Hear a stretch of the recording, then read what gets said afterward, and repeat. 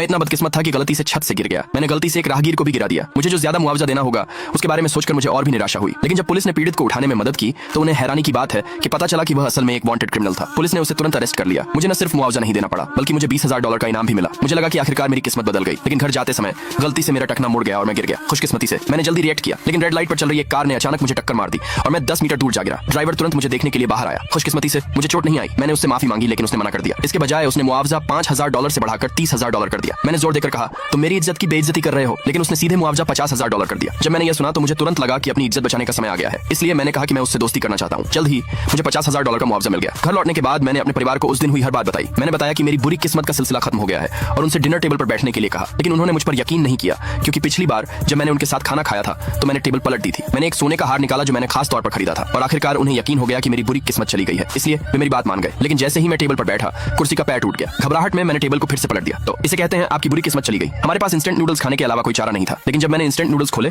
तो अंदर अभी भी कोई मसाला पैकेट नहीं था। मैं सोचने लगा कि क्या पहले की सारी किस्मत सिर्फ एक भ्रम थी। तभी पानी पीते समय मेरा गला रुक गया और पता चला कि मैंने पहला इनाम जीत लिया है। मुझे एहसास हुआ कि जब भी मेरे साथ कुछ अनलकी होता है तो उससे लकी रिवॉर्ड मिलता है। लेकिन उसी समय कुछ गुंडे हमारे घर आ गए। पता चला कि मेरी बहन का बेटा बीमार था और उसे सर्जरी की जरूरत थी। इसलिए उन्होंने एक अकेले शार्क से $5 लाख उधार लिए थे। लेकिन अब उन्हें $1 मिलियन चुकाने थे। मेरे जीजा ने और समय देने की गुजारिश की, लेकिन गुंडों का ध्यान मेरी बहन पर था। मैंने तुरंत उन्हें रोका, वादा किया कि मैं पैसे चुका दूंगा और उनसे कहा कि वे मेरी बहन को परेशान न करें। लेकिन किसी को यकीन नहीं था कि मैं पैसे चुका पाऊंगा, खासकर इसलिए क्योंकि शहर में मेरी बुरी किस्मत के बारे में सबको पता था। दूसरे पार्ट के लिए कमेंट में यस लिखें।